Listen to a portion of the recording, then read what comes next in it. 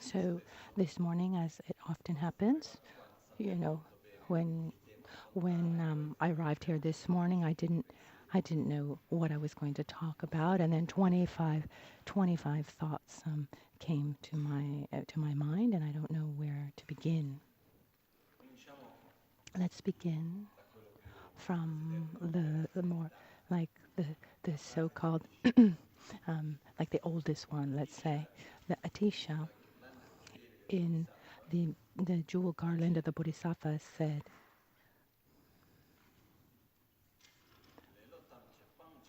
speaking Tibetan,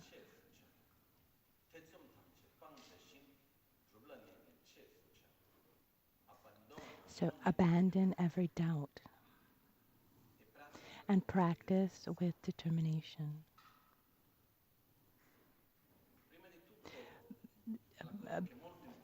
Before anything else, what's important for all of us, independently of our spiritual path or any other aspect in life, is to have clarity about what we want. This is very important because the two energies that determine our life is attraction and aversion. And if we don't know what we want, then what happens is at the end of the day, we just stay a little taken by what other people think, what we change our mind easily, and we spend our lives surviving more than living. We're trying. We spend our time reacting to situations instead of living our lives as a means for something greater, without an objective. So this first point is to always remind ourselves to have clarity about what we want. And if we don't have clarity yet for what we want, let's make our first objective to have clarity for what we want. And this is already good to have this as a clear objective.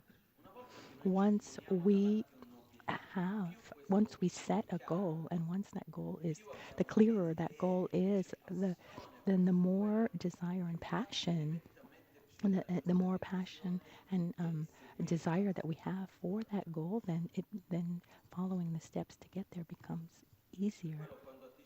So when Atisha says, abandon every doubt, not not doubt actually, he says uncertainty,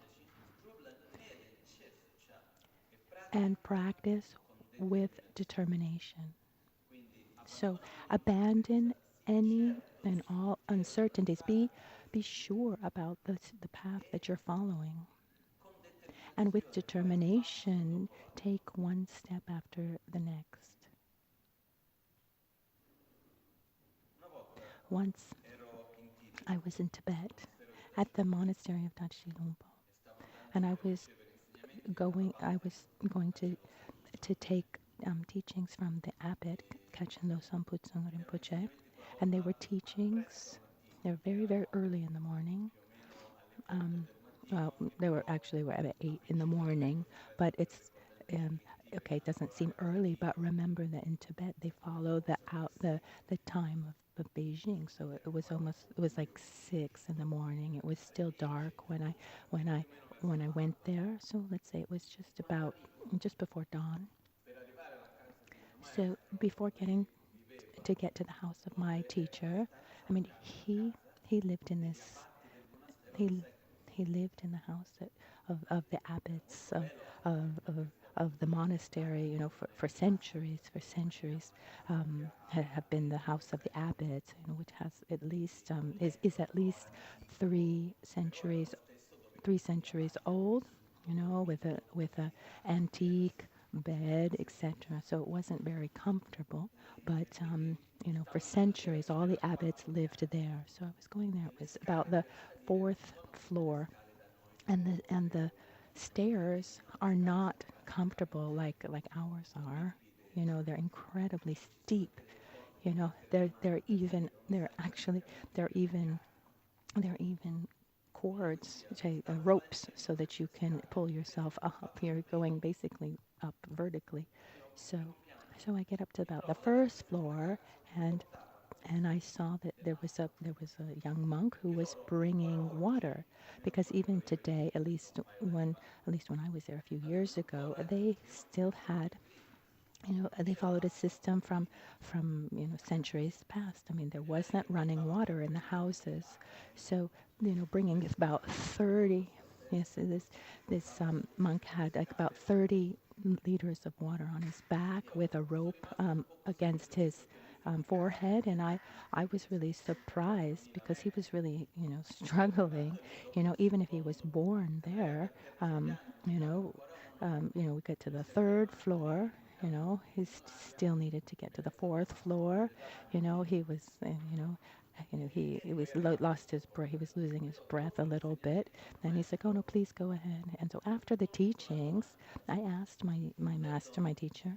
I said, "But why can't we bring some running water into the house with just a pipe?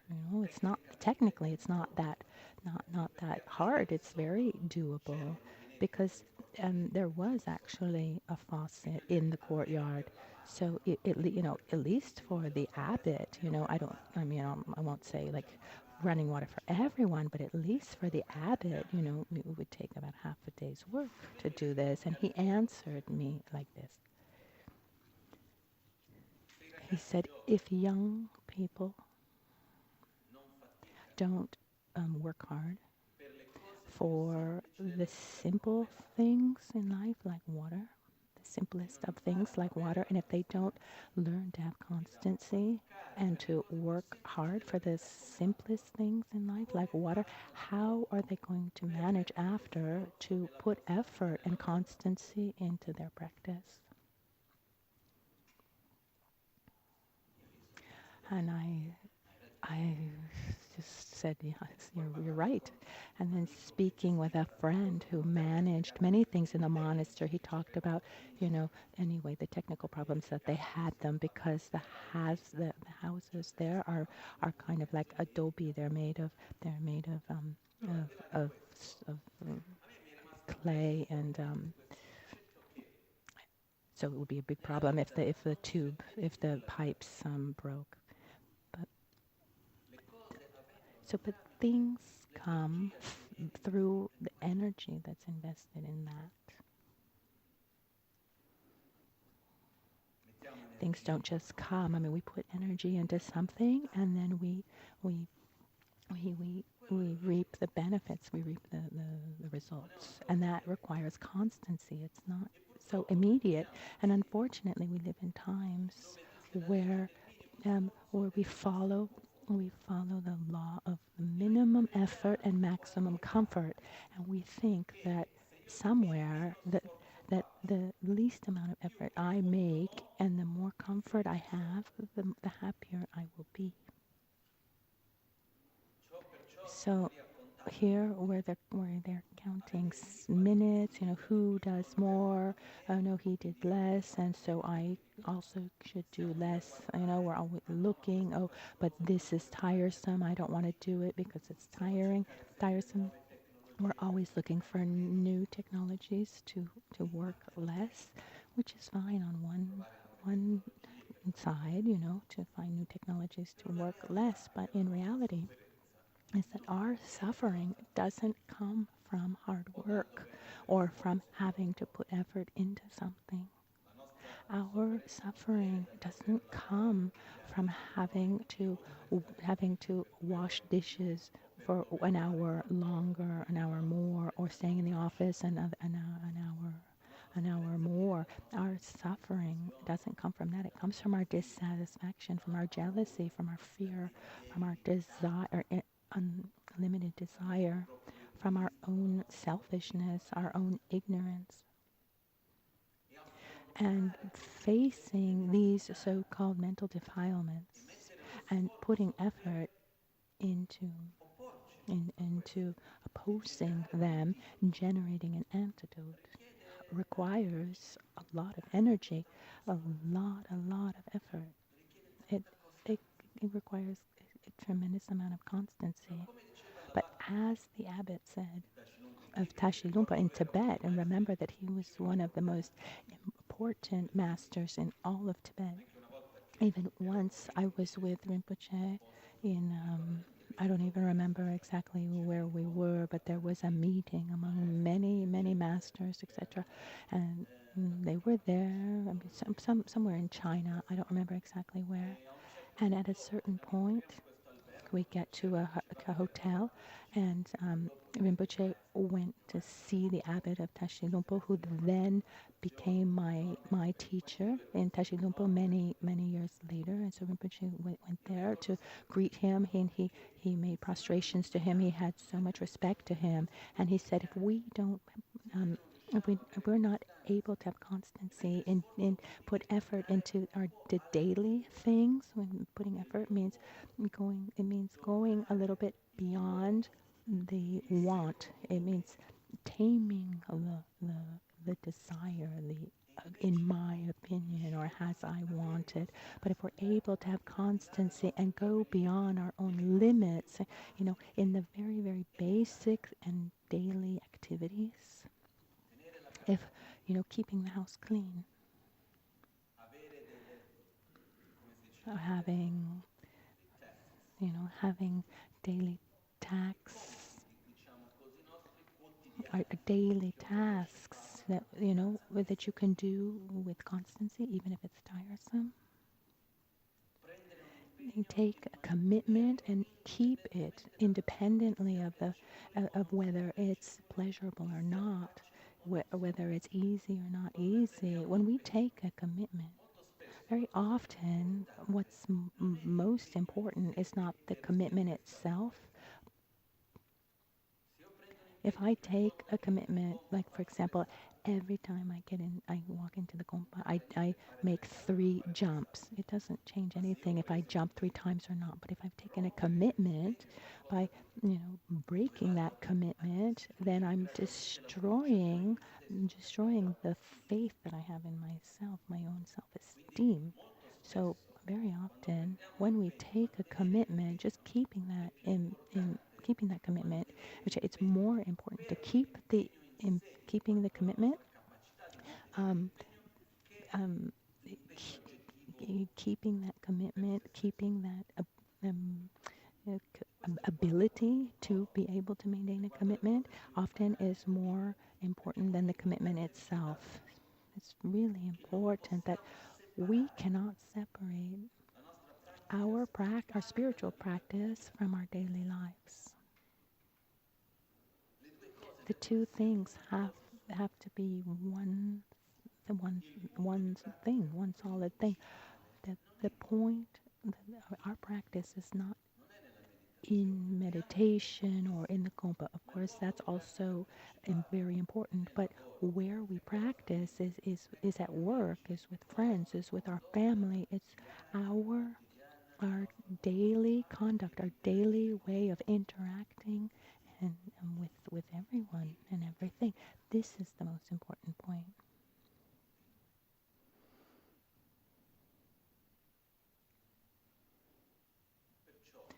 So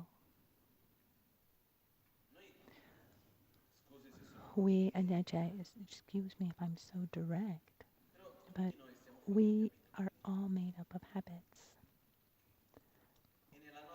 And in our own nature, the most of us, the great majority of us, if for myself, it's sure, we're lazy. I remember once that I was in India at the monastery of Sera, and it it was about a month and a half away from the memorization exam. Every 6 months there was an exam for memorization, and the minimum was 50 pages, those long pages in Tibetan. So let's say 50 pages, like front and back, so 100 pages. And everyone needed to memorize word for word what was written, and it was always difficult for me to memorize. the exam that that had the exam that was more important, that had more worth, let's say, to go to be passed from year to year was the debate exam. So I didn't really like memorizing. I didn't put very much energy into it. And so we were about a month and a half out from the exam, and one of my teachers came to me, who was also the discipline master, who was going to actually give the exam. And he said, Lama, you know that in a month and a half there's the memorization exam. I said, yes, of course. And he asked me how much I had memorized up till then. I said, oh, well, maybe about 13 pages. And he said, you know that the minimum is 50. I said, yes, but it's not that easy for me to memorize in the West. We don't have this culture to memorize things by heart. It's really hard, etc., etc. And he answered me like this. He said, remember one thing. If you don't put energy into what is difficult for you, then where are you going to put it? Where are you going to put it? If you don't put effort into what is difficult, where are you going to put your effort? And there I understood, because I thought of myself as someone who put a lot of effort into the teachings, because, for example, I would go to the debate classes of the years, the higher years. I would stay many extra hours. I would read everything. I thought that I was someone who was putting a lot of effort into my studies, but then I really understood that if I didn't put effort into things that were difficult for me, that were still virtuous things, then I really realized, I asked myself where I was going to put my effort, and at that time, I really took the I, I took I took the commitment to study super hard for that memorization exam, and in the morning and not at night, and eventually was able to bring 65 pages to that exam. It was the only time I did that, but anyway. But we need to be very careful to not distinguish, not to separate our daily life from our spiritual practice, to not separate the way we relate with people, um, separate the way we relate with other people to our spiritual practice, sitting down to meditate, doing our so-called spiritual practice is very important. But the way I speak with other people, the way I relate physically, verbally, how I keep my commitments, and everything I do is as important as the meditation practices, if not even more. This is something that we all need to remember. This every once in a while.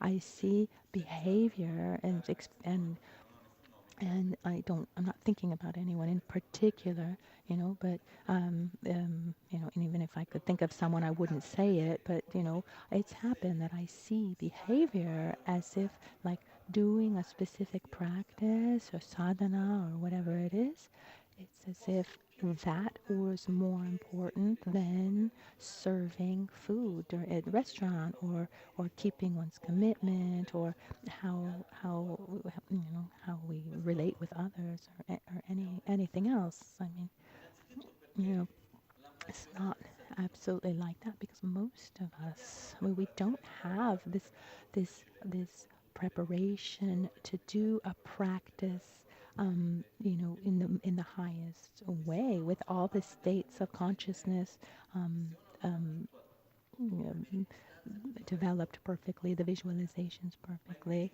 So the biggest danger that I see is that we don't believe that, how can I say, I'm trying to be nice here, but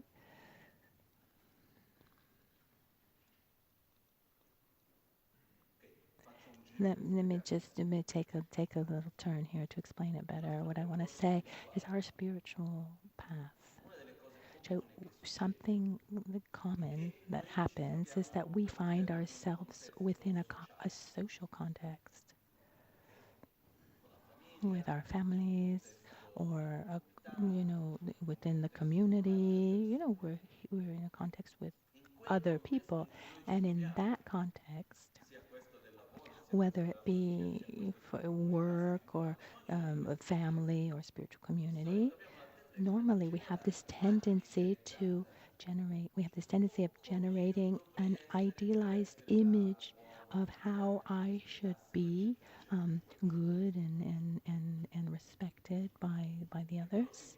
And the danger there is that at a certain point, I I think that I'm doing the right thing in the sense I go there, I do the do what is expected of me. I have a role. Um, I do the practices I'm supposed to do, etc., etc., which is wonderful. But I think that believing that's enough when instead what we need to do above anything else is to have the courage to look at ourselves in our eyes, and face ourselves, face our desires, our jealousies, our our our fears, our envies, our selfishness, our laziness, our anger, our ignorance, go beyond our own limits. I remember Rinpoche often, in different moments, he said to me, a person, who likes talking a lot should be silent. The one who doesn't talk enough should talk more. The one who needs to, who has The one who always wants to move around should stay still, and the one who's always still should get up and move. And what he meant is that one should try to go beyond his own comfort zone that the person has created. One should put effort into generating positive things, put effort into going beyond this, this space, this comfort zone, where one thinks that everything is fine there, and where one doesn't put himself in the position to look at his own mental defilements, because that's the hardest part, isn't it? Actually.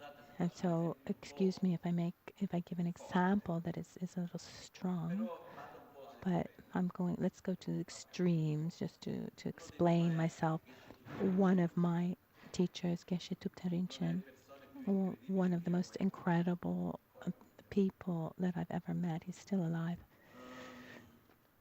He he was a person who, when I say he was, I'm talking about the years in which I was together with him. I mean, he's still alive, but and he's like this now. I mean, he was absolutely totally dedicated to the practice. He would wake up very early, like 3 or 4 o'clock in the morning, to do a couple hours of practice, and then he would spend about 10 hours a day teaching the Dharma. He was one of the most important masters in all of the monastery. He had an exemplary conduct in all ways.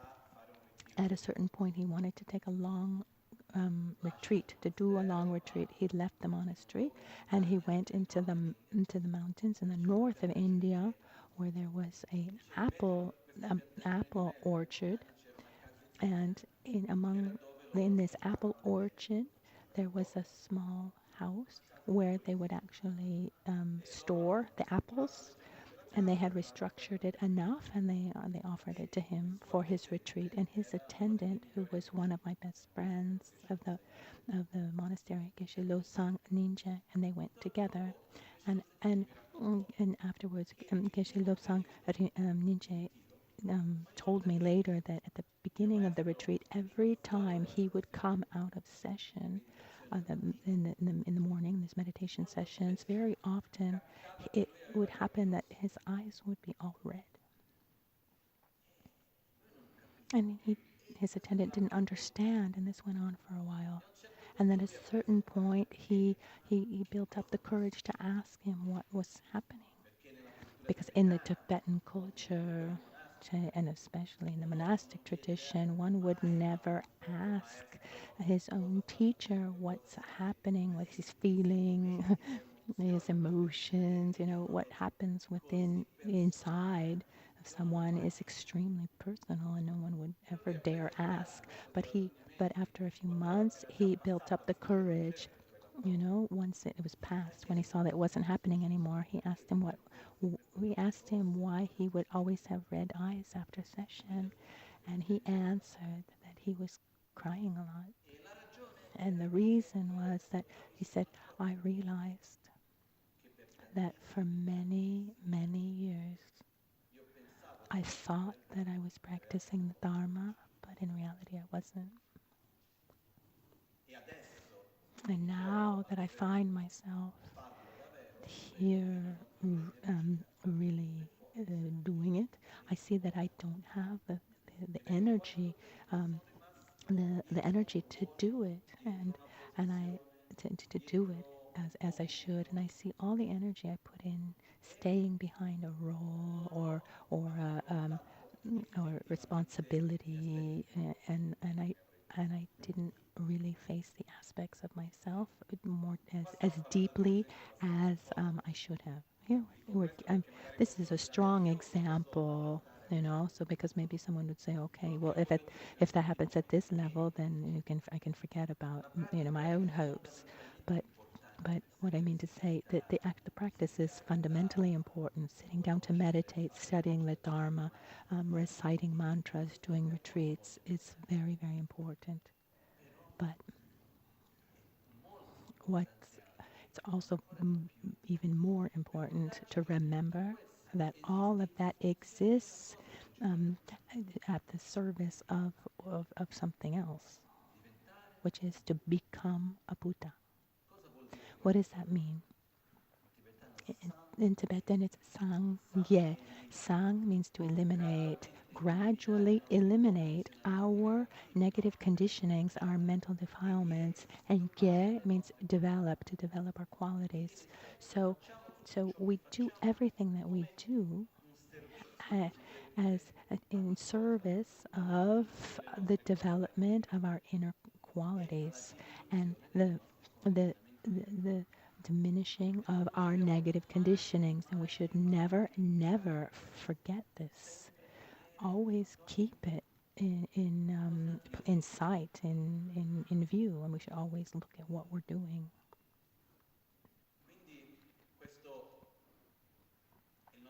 So this So our path happens inside of ourselves, and let's remember that we're here together.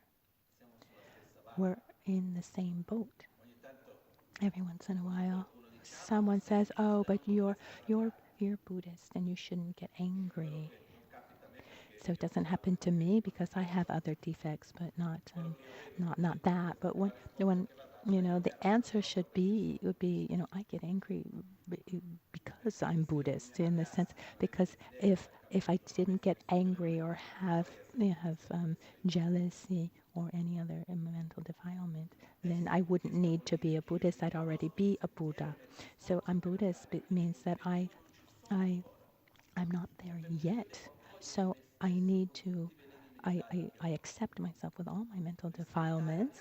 I respect others and their mental defilements. And I'm not blaming or pointing the finger at anybody else. But also have awareness about what I'm doing, and I'm directing myself to what I want to be. So we should always remember that the practice of recitation, meditation, the mantras, all of that is wonderful. It's absolutely important, but it's but it needs to, if it doesn't come as a tool for the transformation, the deep transformation of our habits and our mind, our physical, verbal, and mental conduct, they should go together. This is a very, very important point that we need to keep in mind. We're here together in the same so-called boat. We're going in the same direction. Everyone has his own, but we need to care for ourselves, care for others, and not point our finger at anyone, but have awareness of where we are, have aspiration towards where we want to go, and have constancy along that path, one step after the other, one day after the next. And I remind you one more time that our daily conduct, understood as our way of relating with the people who are close to us, our way of relating at work, and the commitments we take with the people that we know, those we don't know, regardless of the context. That's where we find mostly our spiritual practice. And this is fundamental for all of us. So let's remember this example of the monastery where when I what was the point? The point is that when that monk brought the water every day, what he was doing at the end, it was not just bringing water. He was training himself for his meditation. He was training himself for his spiritual practice. Because when I'm used to putting effort into things, and when I need to sit down and my knee hurts, it's not a problem. When I get tired, it's not a problem. If I if I am so delicate that I can't even get tired and I start and I can't get upset because I quit, I stop, and it's not good here, it's not good there, and I just there, then just even forget about enlightenment. I want to, you know, I want to see, looking at yourself, deeply in the eyes, look at your own mental defilements, and it takes courage and effort and determination to make these changes, changing habits, you know. So we need to familiarize ourselves with putting energy. So putting effort means putting energy into something that's virtuous, but it's not easy. And this needs to be done daily when we're able daily to put energy into ordinary things, mundane things. In reality, if we do it with the correct awareness, we are training ourselves for our spiritual path. This is something very important for all of us. When I would see one of my teachers, Ken Lakpala, he was one of the best examples of a practitioner. He would get up at 3 in the morning every day. He would meditate from 3 to 6. At 6, he would he would prepare his breakfast, and at 7 he would go out to work. He would leave for work. He was the administrator for the monastery, or he was also in charge of construction of the monastery. He just worked so much. And he would work from 7 in the morning to 5 in the afternoon every day. And at 5, he'd come back, he would have dinner, and he would sit down to do more practice. And he would do practice until about 8 or 9 o'clock at night, and go to sleep around 10 every day, always joyously.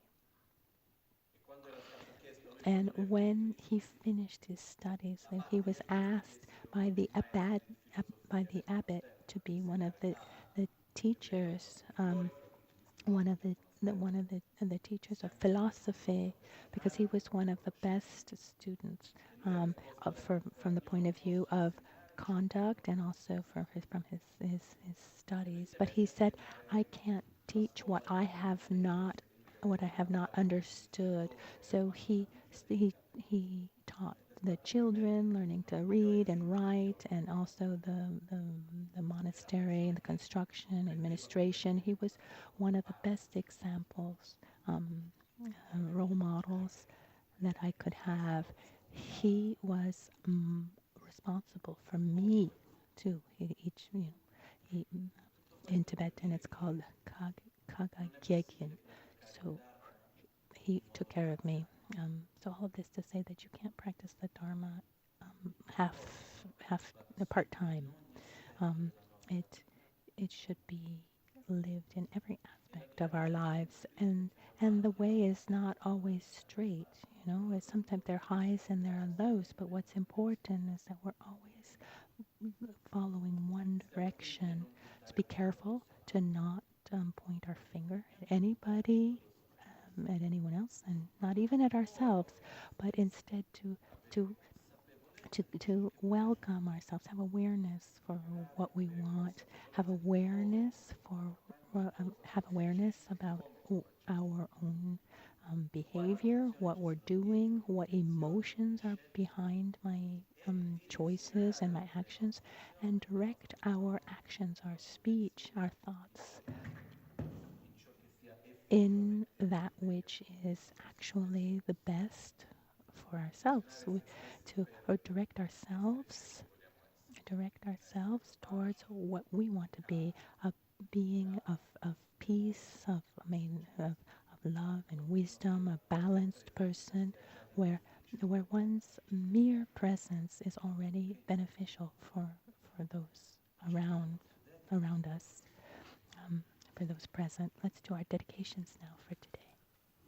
Jitsun lame kutse rapten chi namkar tinle chochur gepada losan tembe drume sasum ki drove munse tautu ne gyur chi kewa kuntu yanda lamada drame cheki pela longche ching Sadan lamge yente rabzone dorje change kopa nyurtob sho nimo dele tsendele nime kuyan delek shin ninsen takto delek pe kuncho sumke jingelo kuncho sumke ngodrubotsol kuncho sumke trasciscio. All'alba o al tramonto, di notte o durante il giorno, possano i tre gioielli concederci le loro benedizioni, possano aiutarci ad ottenere tutte le realizzazioni e cospargere il sentiero della nostra vita con molti segni di buon auspicio. Buona giornata a tutti.